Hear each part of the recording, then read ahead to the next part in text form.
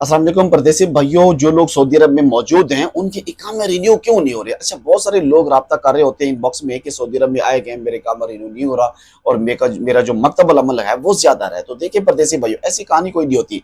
मसला क्या है, जिस मुसस्से में आप लोग होते गए हैं उसका कफील जो है वो कहीं ना कहीं पे जॉब कर रहा होता है, या फिर वजीफा ले रहा होता है, तामीनात सिजिल की होती हैं, या फिर वहां पर किर्त नहीं होती, ऑलरेडी बंदे ज्यादा होते हैं, मुसस्से में किर्त नहीं होती, या फिर जो फीसेज हैं, ऐसा नहीं है कि आपकी फीस ना आए।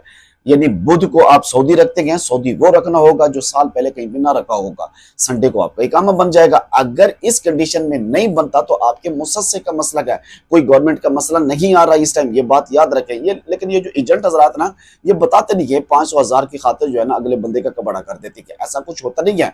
अगर नहीं बन रहा तो मुसस्से का कोई ना कोई मसला है, या वो आगे सऊदी जो डाला है उसका मसला है, वो कोड नहीं दे रहा, उनसे बात नहीं कर रहा, या एजेंट का कोई पैसों का मामला है, ये मामला हो सकता है। अदरवाइज ऐसा कोई मामला नहीं है कि आपका इकामा न बने। इन चीजों का ख्याल करें। और वैसे भी आजकल जो सऊदी है वो बहुत महंगे जो रखने वाले 1000 रियाल से ऊपर जा रहे हैं, जिनको एक वीक के लिए रखा जाता है, क्योंकि वो सऊदी मिल नहीं रहे जो पहले वजीफा ना ले चुके हों। खाली सऊदी चाहिए जो एक साल कहीं से जॉब ना करो, उसको मुसस्से में अब रखा जा सकता है। तो इन चीजों का बहुत सारा ख्याल रखा करें और अपना भी ख्याल रखा करें। दुआ करते हैं अल्लाह तबारक व तआला तमाम परदेसी भाइयों को अपनी हिफ्ज़ व अमान में रखे। मुझे दीजिए इजाजत। अल्लाह हाफिज।